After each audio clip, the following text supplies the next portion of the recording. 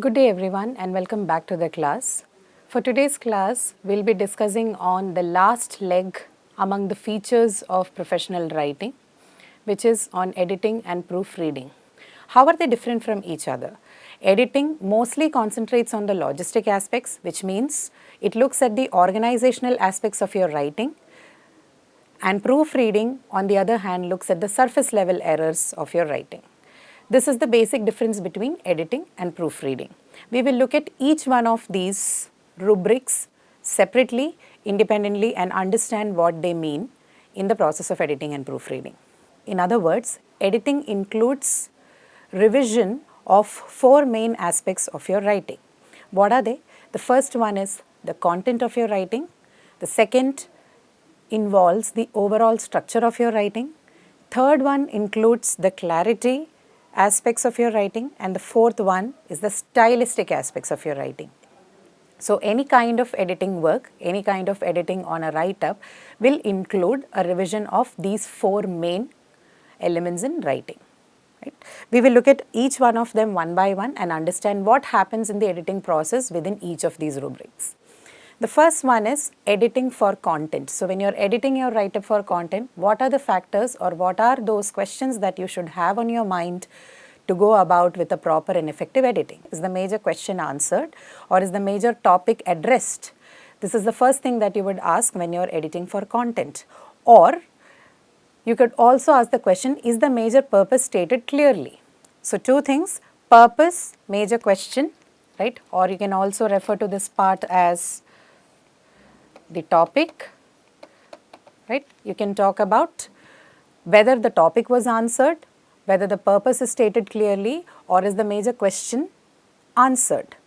All of these questions will help you understand whether you have done a good job with your content of writing, right? So this is the first one. Now, the third one here is, does the supporting statements engage the purpose statement or topic sentence? This is also very important. So the first aspect that you're going to look at definitely is the topic sentence of the paragraph or whatever you have written down. And the second part that you have to check for is if the supporting statements that you have provided engaging properly, engaging effectively or addressing effectively the topic sentence that you have presented. Right? So first is about the topic and second is about the supporting statements that you have furnished to engage with your topic sentence or your purpose, right? So this becomes the first part. This is related to the content aspect of your writing, particularly the editing aspect of the content of your writing, okay? Second part, the second very important part in editing for professional writing involves paying a close attention at the overall structure of what you have written. Now, structure involves clearly the introduction and the conclusion part. So the first question that you're going to ask is there a clear introduction and conclusion? What does that mean? With respect to a paragraph, you have to look at whether a topic sentence is provided for the paragraph. Is that sentence clearly stated, right? And you're also going to look at the concluding remarks or the concluding sentence. So this, both of them essentially or together form the introduction and the conclusion part of your write-up.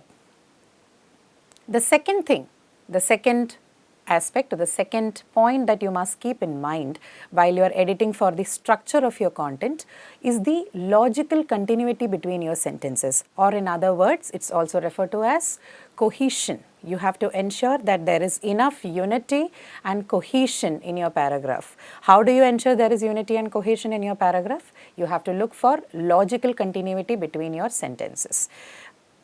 Does one sentence, does your topic sentence organically lead to your supporting sentence? Are the supporting sentences engaging well and are interconnected to each other effectively so as to build the main idea that is represented in the topic sentence? All of these are the questions that you must be asking while you're editing for the overall structure, right? Now, the third important aspect under editing for overall structure involves the use of transition devices. So the next question that you would ask is then, are transitions between sentences and paragraphs? And paragraphs, if you're writing like a longer essay, then you have to also ensure that there is smooth transition between the paragraphs. So transition, smooth transition between the sentences is definitely important for writing an effective paragraph. At the same time, an effective transition or a smooth continuity, a logical flow between paragraphs is also an essential aspect for any good form of writing. So, the third aspect looks at this particular factor, whether the transition devices that are available in the language are properly enabled or properly utilized in order to show the links and the connections between sentences and the paragraphs. Okay. The third aspect in editing with respect to professional writing will be with regards to the clarity. Now, what are the questions that you would ask? What questions can you formulate in order to understand whether you have achieved the required clarity for your content? The first one is definitely, are all the terms clearly defined? So, this basically means that you have to look for each word or each phrase that you have used and come to the conclusion. You have to decide whether the phrase and the words that you have used have proper definitions. Can they convey all the meanings that you have wanted to deliver? So, that's the second point here then. Are the meaning of the sentences as intended by the author? Have they helped the reader? Have they helped the author to write or to give the meanings or to convey the meanings that he or she has intended to offer? Okay, so that's the second point. The third point is about the choice of words or the word choice. Okay, so you need to look at the word choice too in the clarity aspect to check if your ideas have been expressed effectively. So, what would you check for when you're looking for word choice or the effective usage of words and phrases, proper word choice? What you're going to look for are the following. You will look at your content if for its you will look at your content and check whether it is free from vagueness. Have you used vague expressions? Have you used expressions that are ambiguous to people? Have you used wordy expressions? So, it needs to be free from vagueness. It needs to be non-wordy. Have you used wordy, lengthy, breathless sentences? Right. Third one is non-cliched sentences. Have you used an expression that is trite and overused and hence is ineffective and boring to the reader? Right. The last one is non-ornate. Okay. Have you used overly decorated, embellished statements? Have you used archaic, obsolete, old, out-fashioned expressions? These are all the checklist. These are the things that would be on your checklist when you are editing for word choice. So, three things under the ages of clarity. You're going to look for the definition, the clear definition of the terms that you have used. You will make sure that you have not used jargons, right? You have used a language or word or phrase that is accessible to your reader, your target audience, that is, right? The second aspect is you will see that if the sentences are meaningful, do they give the intended meaning that you wanted? And the third aspect is about the word choice, right? So, these are the three aspects under editing for clarity. Now, the fourth one is editing for the style. This can be different for different styles of writing. In formal writing, as we've already discussed, formal writing has its own characteristic features when it comes to style. It is mostly formal in nature. The language is direct, the language is straightforward, tone is impersonal and objective. So, one needs to ensure that all these stylistic features are properly used and utilized in the write-up that you have. So, what questions can you ask? The first question you would ask under the aspect of style is the tone appropriate for the audience? So, you know your audience, you are aware of who your target audience is, who you are addressing, who you are writing for, and then you would ask the question, is the tone that I use proper for the audience I'm writing for? So, can I use an ironic tone to the audience that I'm engaging with? Can I use an intellectual tone for the audience that I have, or should I use or should I be using an emotional tone? Emotional tone, however, does not have a space in formal writing. One should stay away from that. But it is always nice to check with your audience before you decide to employ the tone that you would like to use. In formal writing, the tone needs to be, as mentioned, objective and impersonal. right? So what are you going to look for if you're talking about objective and impersonal tone? You would see that your language is free from biases, gender bias, racial bias, ethnic biases, okay? The biases of disability, age, sexual orientation, right? All of this needs to be checked before you publish or document your work, right? You have to ensure that your work is, your write-up is free from jargons, technical jargons, okay, or in-group language, which is called the group jargons, right? You need to ensure that you have not used personal pronouns. One needs to check for contractions. Have you used contractive forms in writing? All of this would then form the aspects. All of these would help you ensure, keeping away from all of them will ensure that you have used an impersonal and objective tone in writing. The second one is, are there any unnecessary phrases such as due to the fact that? So, in places where you could simply write because, have you used too many words? Okay, have you made it wordy? Or have you used irrelevant unnecessary phrases? All of this also becomes an aspect or becomes a part of stylistic editing, right?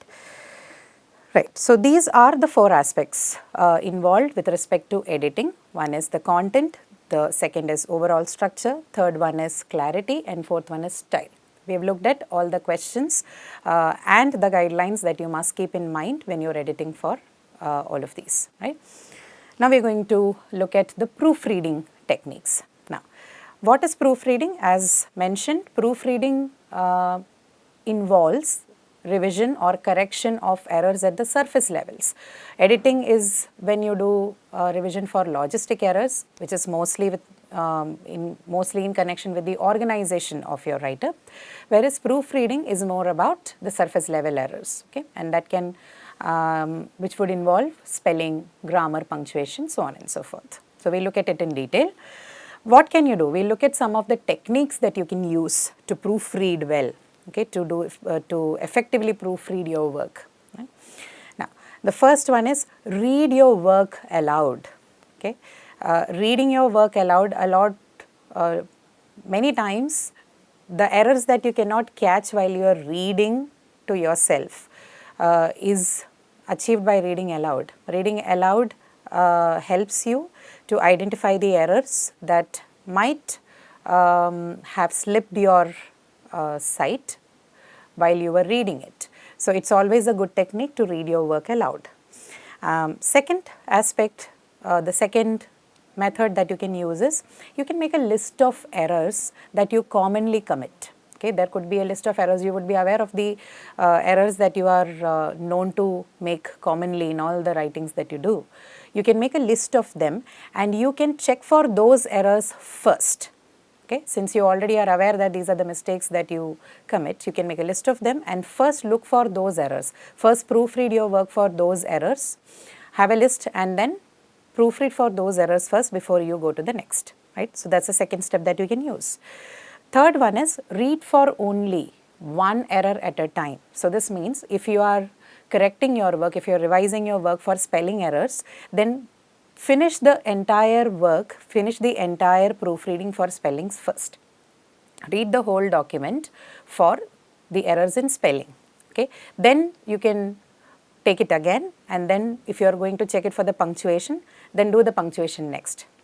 So, this means that take up only one error at a time, correct only one error at a time. So, if you want to begin with spelling errors, first check the whole document for the spelling errors, then take the whole document again and check it for the punctuation errors. It's a tedious process, however, it makes sure, it ensures that all the errors with respect to grammar, spelling, etc. are corrected properly.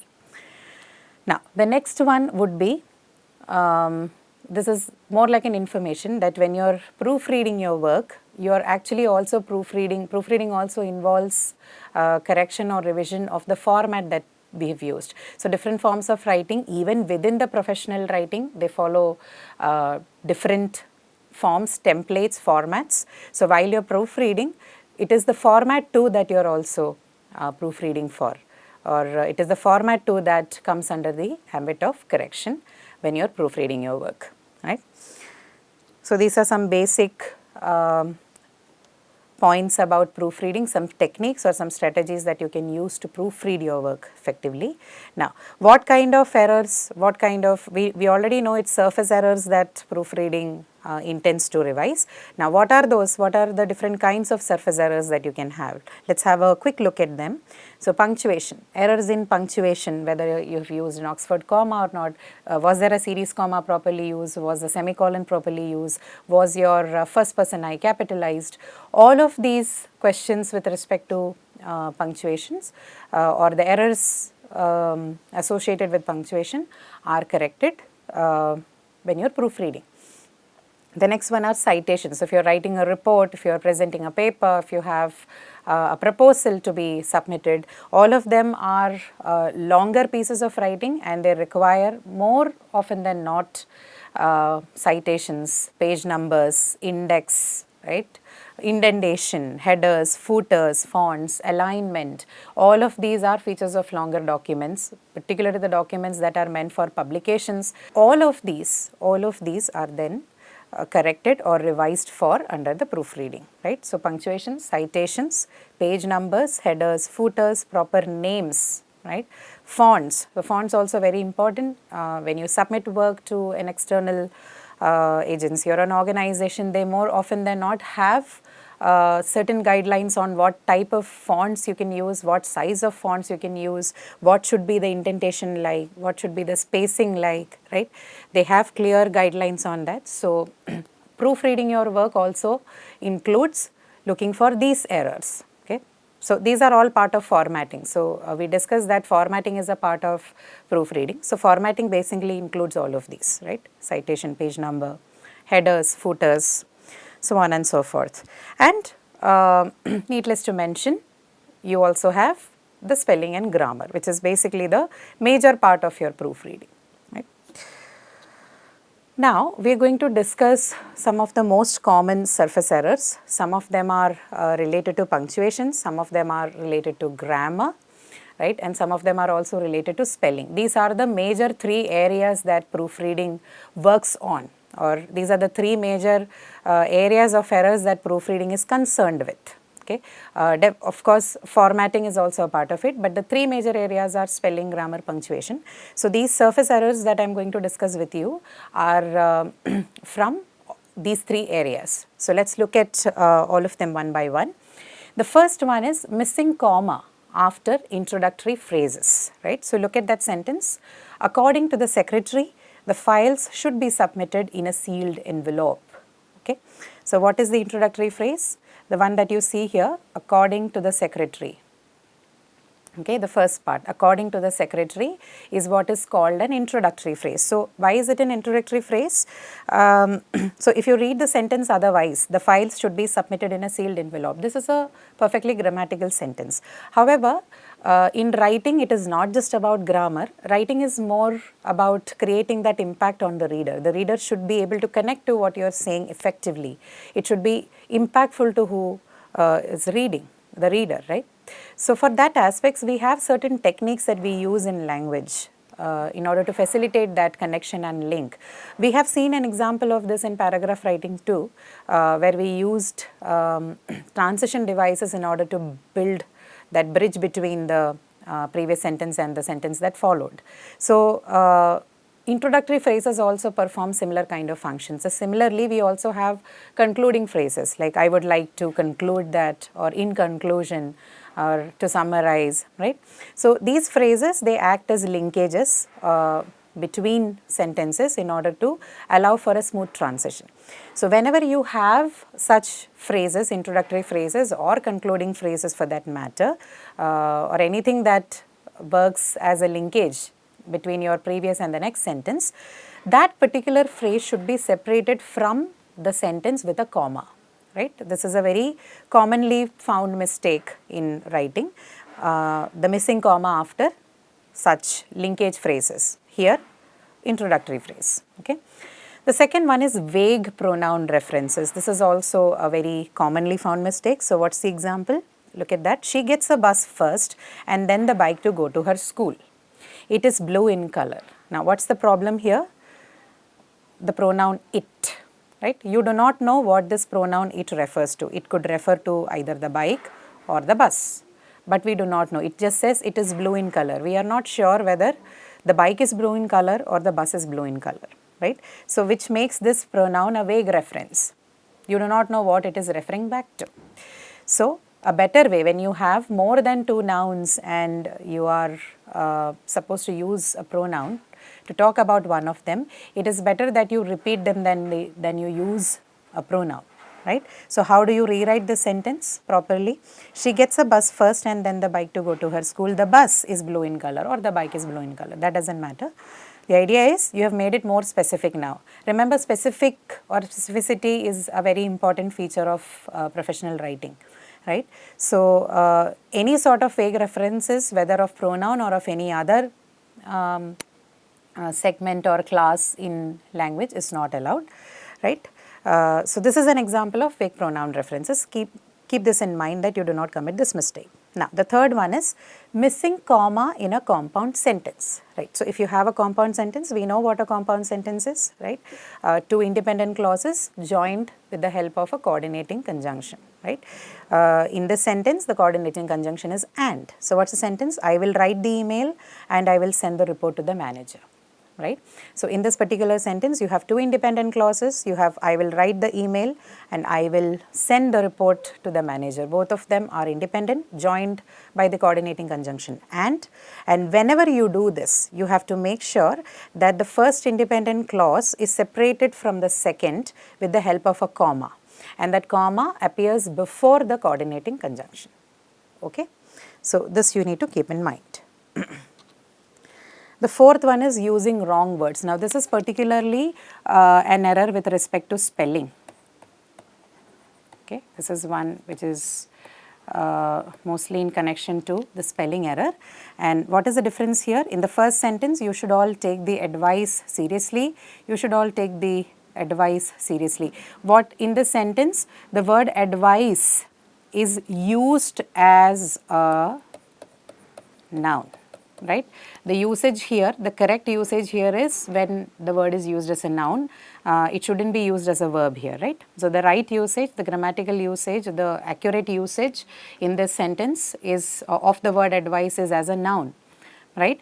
So when used as a noun, there is a change in the spelling of advice. When used as a verb, it takes SE, and when used as a noun, it takes CE, right? In this case, the correct sentence, the first one is a wrong sentence, the correct sentence is the second one. This is the correct one, right? And why is it wrong? Why is the first one wrong? The reason is that here the word advice is used as a noun. So hence you cannot use the spelling SE, which is reserved for when it is used as a verb, right? So this is one such error with respect to spelling.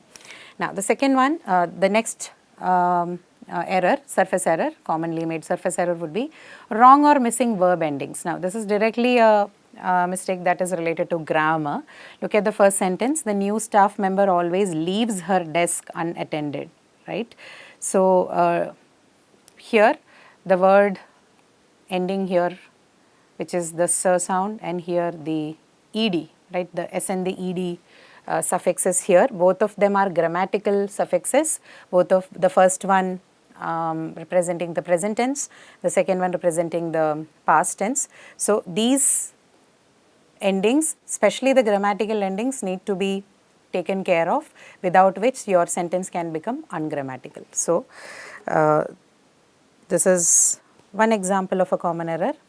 Sixth one, comma splices or fuse sentences. Okay, now why does that happen? You omit either a comma or a semicolon or simply, a coordinating conjunction, and end up fusing two independent sentences together, right? So this fusing of sentences without giving a proper sign or without giving a heads up to the reader is not considered a great writing style in any language, particularly in English. So fuse sentences is considered a problematic practice, writing practice in English. And how do you solve that? You can do there are three methods that you can use to overcome this problem, right? So the first one, look at it. I am skilled at typing, comma, I can type at a high speed. So it is not simply a comma that you can use. If you are using a comma, then the second one, as you see here, if it is comma that you are using, then it should be followed by a coordinating conjunction. So I am skilled at typing, comma, and I can type at a high speed. This would be the correct grammatical as well as the right punctuation, the rightly punctuated method of writing a sentence in English, right? So simply putting a comma after I am skilled at typing and then going on and writing I can type at a high speed makes it a fused sentence, which is not allowed in, which is not considered a standard writing practice or an effective or correct writing practice in English. Instead, if you are using a comma, it needs to be followed by the coordinating conjunction 2. Another way of representing it, if in case you do not want to use a coordinating conjunction, you just want to do something with the punctuation itself, with the punctuation mark itself, then what do? You can use the first example here. I am skilled at typing, semicolon, I can type at a high speed, right? So that is how you are going to do it. So to ensure that they don't look like a fused sentence, you can replace the comma with a semicolon. If you are using a comma, make sure that you follow it up with a coordinating conjunction, okay? The third method, okay, so this is the first, this is the second method, and the third method that you can use is, you can just split both the sentences, okay? Don't fuse them, just just put a full stop after the first one and separate them out into two different sentences. So, I am skilled at typing, full stop, I can type at a high speed. Okay, two separate sentences. So, all these three methods can help you solve the problem of fused sentences, right? Right. The next one is missing or misplaced possessive apostrophe. So, the first example is a case of missing apostrophe. What is the example? Asha's office desk looks really neat, right? So, Asha's. Here it shows belonging, right? So, whose office desk? Asha's. Okay. So, this is a case where the apostrophe needs to be put after Asha, right, to show that the office desk belongs to Asha. This is a case of missing apostrophe, so make sure that you have it while you're writing. The second example, officers should report to the center on time. Now here officers, here there is no sense of belonging shown in the sentence. Here the S is not for belongingness, this is the plural form of officers, right. So here it is meant to be used as a plural form. This has got nothing to do with belongingness, right. So this is a case of misplaced apostrophe. People often get confused between the possessive form and the plural form. So you need to keep this in mind. In plural form, you do not add an apostrophe, like in the case of the second sentence. And in the case where you are showing possessive form or belongingness, you need to use a apostrophe for the S, okay. And say for example, if you had to use the possessive form for officers, right, which is plural, right. In the plural form, you write officers like this, okay, officers. So you write officers and then put an apostrophe, right. This is plural form of the possessive, the plural possessive form, right, belonging to multiple officers, that's what it means. All right, now the next one is unnecessary shifts in tense. This is also very important, especially when you are writing something like a report. There should be consistency of tense maintained in write-ups like that.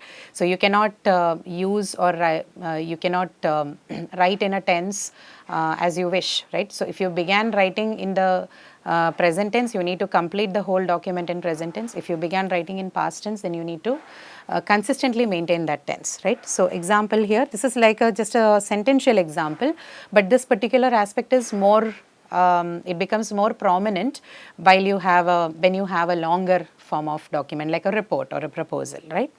So the reports are presented to the clients, they have been verified, right. So this is what tense are presented, simple present form, right, present form but simple. This is what present perfect, have been verified. So this shift needn't be put forth unless it unless the situation or unless the context demands it, right? If the context demands you to use a present perfect tense, then yes, but otherwise do not change the tense. Keep the tense consistent while you're writing. So you can rewrite this sentence as, the reports are presented to the clients, they are verified, right? There is no need of, we don't have the context. This is just a simple sentence. So like I told you, this is more applicable when you are editing or when you are proofreading for longer documents, right? But what you need to keep in mind is that if the context that does not expect you or does not demand you to change the tense, then do not do it. Maintain the tense in what you are writing, okay? Now, the next one is wrong shifts in pronouns, okay? So you need to keep in mind about the gender, the number, etc. So example, he was on their way back from work. He, this particular pronoun, what is this? This is singular. The number of this pronoun is singular, right? The gender is masculine, right? So then whatever follows it needs to be consistent with the gender and the number of this particular pronoun. So he was on their way back from work is wrong, right? He was on his way back from work, not he was on her way back from work, not he was on their way back from work, but he was on his way back from work, because his is the personal pronoun which is consistent with the gender and the number of he, okay? 10th one, sentence fragments. Yes, run-on sentences or fragments as they are referred to are a big no in formal writing or in professional writing. What are fragments? How do they look like? Look at both the examples. Want to attend the meeting. Okay. What is missing here? The subject is missing here. We all know that subject is a very important part of all English sentences. You cannot have a sentence without that. So without a subject, then the sentence would look like a fragment, incomplete, run on, right? So to complete it, you will have to add a subject here. The second one, I want to attend the meeting, not want to attend the meeting, right? The second example, since yesterday, the work has been postponed, waiting for it to resume. Which part is a fragment in this sentence? This one, waiting for it to resume, right? So this definitely, again, lacks a subject, which is very important in all the English sentences, as we know. So how do you rewrite it then? The work has been postponed since yesterday. I am waiting for it to resume, right? Now, the next one, lack of agreement between subject and verb. Agreement again is a very, very, very important feature in all English sentences. You need to pay extra attention to ensure that the agreement is fulfilled correctly, right? What is here? What is it? I likes the ambience of my office. That's your sentence. Now, why is it wrong? I likes the ambience of my office. It is inconsistent with the subject-verb agreement between the first person I and the verb like. How should it be? In its correct form, it should look like, I like the ambience of my office. Missing commas in a series. Okay, this is called, sometimes referred to as the series comma or the Oxford comma sometimes. What is it? When you have more than 2 items in a list, they must be separated from each other using a comma. So look at the example. The reports of the previous meeting, files and writing pads. So you have 3 things here in the series, right? So you have meeting, files, writing pads, right? So more than 2 items in the list, right? So how do you correctly write it? How do you present it when you're writing professionally? The reports of the previous meeting, comma, files, comma, and writing pads must be laid on the table before the members of the board arrive here, right? So all the 3 in the series, more than 2 in a series, so you have separated the first 2 using comma from the third one, right? So series commas are very important in writing. Next, lack of agreement between pronouns. So agreement is not just an important factor between the subject and the verb, right? A noun and a verb. It is also important that the pronouns and the verb also agree with each other. Pronouns and antecedents, right? What are antecedents? Antecedents are the reference points of the pronoun used in the sentence, right? So agreement is important between not just nouns and verbs, the subject and the verb, but between pronouns and their antecedents too. What are antecedents? Antecedents of a pronoun is the reference point of the pronoun. Okay, what does the pronoun refer to? That is what is referred. So whatever the pronoun refers to is called an antecedent, right? So let's look at the example. Each of the emails have been sent to their recipients. Okay, so what is the pronoun here? The word there, right? And what is the antecedent? What does this there refer to? What does the pronoun there refer to? Each of the emails, right? So each of the emails is what this particular pronoun refers to. So this is the antecedent for this pronoun, right? Are they in agreement? Each of the emails, is it a singular subject or a plural subject? This is a singular subject, right? This is singular. Each of the emails, you're referring to individual emails, right? It's not the whole of the emails that you're referring to. You're referring to individual emails in the whole of, among the many, right? So the reference here is singular.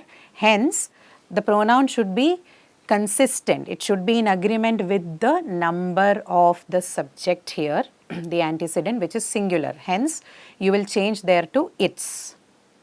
Okay, so each of the males have, so this also changes then. What happens? You don't write each of the mails have been sent to its recipients. You will have to write has been sent to its recipients. Okay, each of the mails has been sent to its recipients, right?